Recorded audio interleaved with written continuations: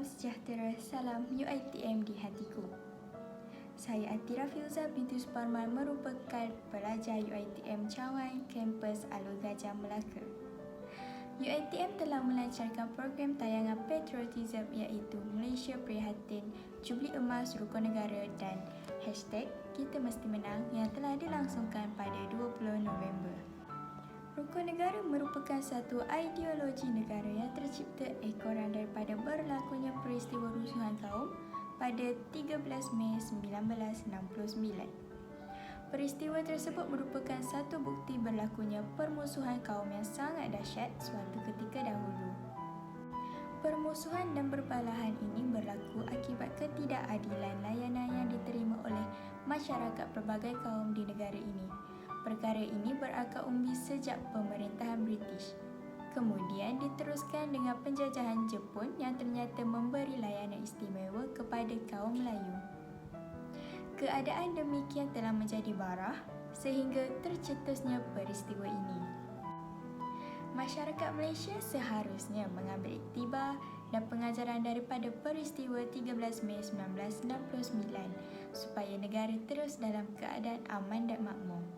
Oleh itu, masyarakat Malaysia perlu berpegang kepada prinsip-prinsip rukun negara yang telah ditetapkan iaitu kepercayaan kepada Tuhan, kesetiaan kepada raja dan negara, keluhuran perlembagaan, kedaulatan undang-undang, kesopanan dan kesusilaan. Yang di-Pertuan Agong telah mengisytiharkan darurat ekoran huru-hara tercetus pada 13 Mei 1969. Semasa darurat, negara telah ditadbir oleh Majlis Gerakan Negara iaitu Megaran. Megaran pun telah menubuhkan Majlis Perundangan Negara iaitu MPN yang bertanggungjawab menggubal rukun negara. Rukun negara merupakan ideologi negara dalam bentuk perpaduan dalam kalangan rakyat Malaysia.